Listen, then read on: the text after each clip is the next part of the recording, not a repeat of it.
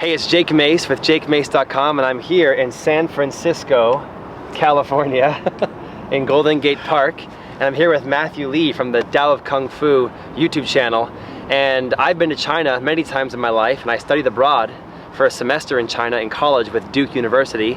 And Matthew Lee here lives in San Francisco, which is the closest you can get to China without actually being in China, because they have the most authentic Chinatown. One thing that I always see that you said you saw too is there's 5 Qigong postures that are very traditional and common within the Chinese community that they do in the parks in the morning time all the time. See it everywhere. The parks, walking down the street, especially in the morning in the parks around the Chinatown neighborhood or in the Chinese communities.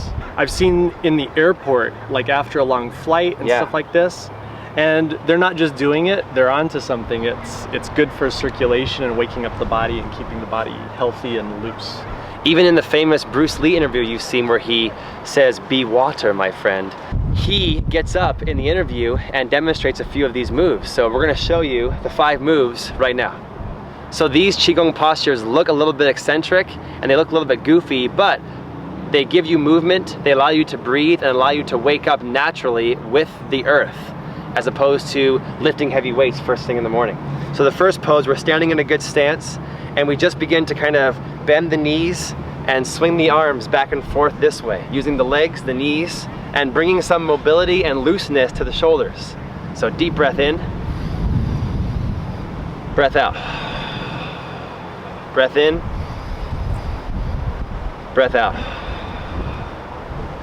This particular posture, I'd recommend getting in a private place so you're not on display looking goofy for this one, like Golden Gate Park. But I want you guys to try it for at least 1 to 5 minutes without stopping. What's the next posture, number 2? Next one's really similar because you're using the body motion, like the rising with the legs, so you're using that momentum, but it's more on this plane, this vertical one here, sinking with it and rising with it. So you're kind of like throwing the arms up, so it promotes some relaxation, but you're also getting that pump with the legs to help with that circulation to wake the body up. And you can really throw the arms and then let them relax, just like that. It's kind of like ancient CrossFit. It is. Like a kettlebell swing. Like Qigong relaxed no weight deadlift. That's right. That's a good one. And the same thing about 1 to 5 minutes maybe? Definitely, yeah. The next one, posture 3, uses an axial rotation of the waist side to side. So we get our feet nice and rooted, and we begin to kind of throw the arms side to side right here. And let them relax and give ourselves a little hit.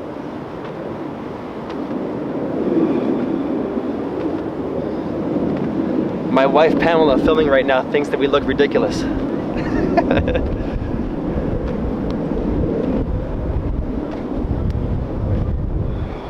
So deep breath in, breath out. Again, working on a little bit of body contact, little shoulder mobility, and a little bit of spine flexibility. That's posture 3. What have you seen? What do you got for us for posture 4? So posture 4 is my favorite one. I use it, I would say, 90% of the days. Really? Yeah, I really like it. Whenever you practice? Whenever, even just like when I wake up and I'm kind of feeling like I need to wake up a little bit more. So you know when you kind of bump into something and it turns red and it gets a lot of circulation. And it wakes up your senses. And it wakes you up. Like, yes, if you're walking through like dark room, middle of the night and stub your toe, all of a sudden you're very awake.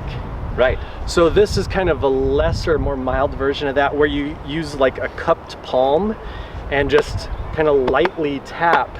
And it goes through the arms, and you can do the shoulders and the back and the chest area and the ribs.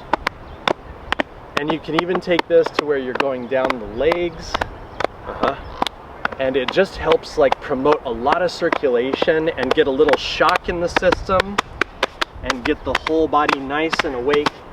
And then you want to just focus on the breath and the relaxation while you're doing this too. So nice. And just relaxing all the muscles and getting them awake. How about the butt? Oh yeah, definitely. even lightly through the kidneys and the lower back, the belt line, definitely good for all that. I feel awake. Yeah, I love that.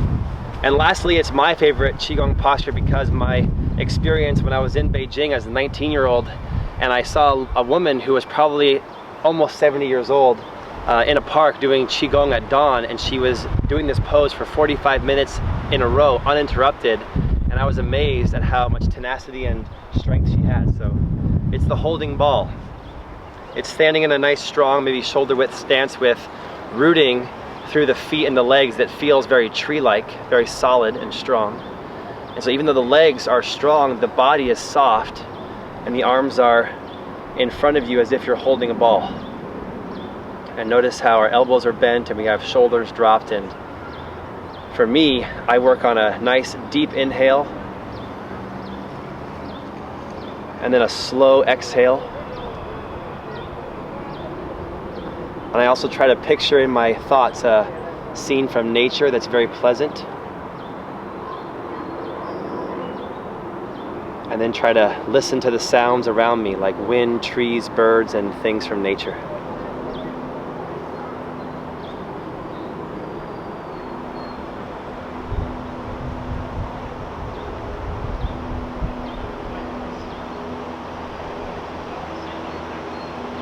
And then drop it down. So thanks for coming in the video today and sharing some of your Qigong knowledge. Absolutely, yeah. And if you guys like videos like this where we do them from different cities like Golden Gate Park, San Francisco, with Matthew Lee with Tao of Kung Fu, smash the thumbs up button, hit that like button, and check out Matthew Lee's YouTube channel right here, and smash the thumbs up and the like button down there. And hit subscribe to our channel as well, and we'll come back with you guys in the future with more and better Qigong poses to improve your life.